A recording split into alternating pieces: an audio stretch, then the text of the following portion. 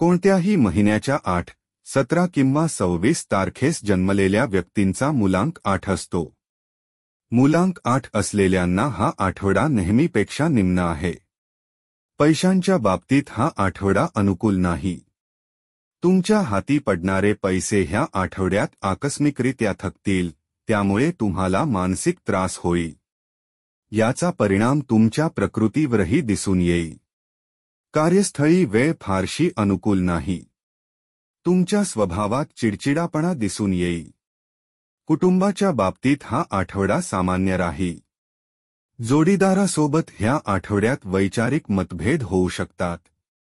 मुलांक 8 असलेल्यांना हा आठवडा अडचणींचा राहील. ह्या आठवड्यात तुमचे काही अनावश्यक खर्च वाढू शकतात. त्यामुळे तुम्ही मानसिक आणि शारीरिक दृष्टीनेही त्रस्त असाल.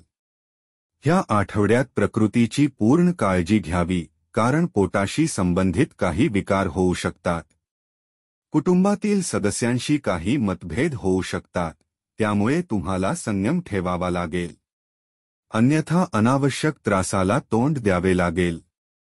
हा आठवडा तुम्हाला वेगळ्या प्रकारे विचार करावा लागणार आहे. आजूबाजूच्या गोष्टींकडे वेगळ्या दृष्टिकोनातून पाहणे तुमच्यासाठी योग्य राहील.